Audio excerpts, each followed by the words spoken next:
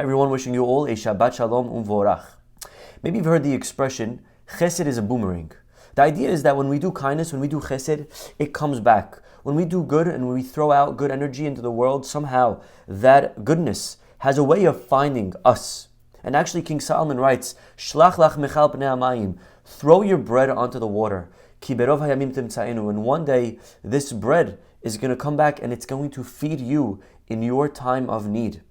And in our parasha Vayera, we read about the city of Sodom, a city of sinful, anti-kindness people, cruel to their core.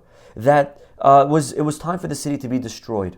But there was one guy in the city, his name was Lot, who had an uncle Avraham.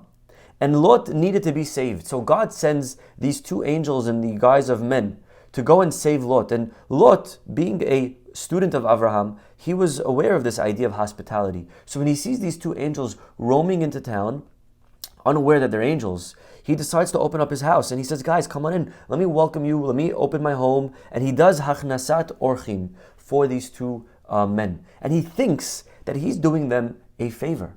And actually, little does he know that actually these two guys are here to save him. And not only are they here to save him, but Lot needed merit. He needed some good deed to deserve to be saved. And it was this act of hospitality that was actually his ticket to life. It was saving him and his family. It was giving them another lease on life, if you will. And what an amazing idea that sometimes, like Lot, we think we're helping this person in front of us.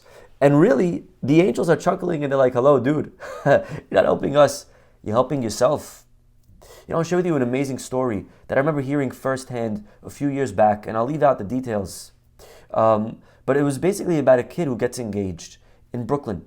And he calls his Rebbe, he says, Rebbe, Mazal Tov, I got engaged, please come to the L'chaim tonight. And the Rebbe is all excited for his student, he's a very close student of his. Of course, he comes to the L'chaim, and he walks in, and he sees the boy, he gives him a big hug. And the boy takes his rabbi and he says, Rabbi, come, I want to introduce you to my father-in-law, my future father-in-law. And he introduces him and he shows him this guy standing right in front of them. And the rabbi looks up and his jaw drops and he almost faints. The kid says, Rabbi, is everything okay? He's like, oh, yeah, of course, Mazal Tov. He hugs this guy, and the night came to an end. And afterwards, the kid, he said to his Rebbe, he's like, Rebbe, what was that? I saw that you paused. Was something wrong? Is it a bad guy? Should I not marry the family? Listen to what this rabbi said. He said, no, actually, I want you to know that, I don't know if you remember this, but when you were in high school, a few years back, it was a high school for kids they came from struggling homes, from difficult homes, difficult backgrounds. And this kid, his parents, they couldn't afford tuition. They couldn't afford to pay for 4 years of high school. So the rabbi says to this boy that every kid like you that needed a sponsor, I would have to go out and find one guy to sponsor that kid. And he looks at the kid, he says, you know who sponsored your 4 years of high school? You know who sponsored your education? Your future father-in-law. That man right there, he paid for your 4 years. And I'm just thinking to myself, this rabbi says, this guy probably thinks that he was, spending money on some other kid. And little did he know, he was spending money on his own son-in-law to raise a good khatan for his own daughter.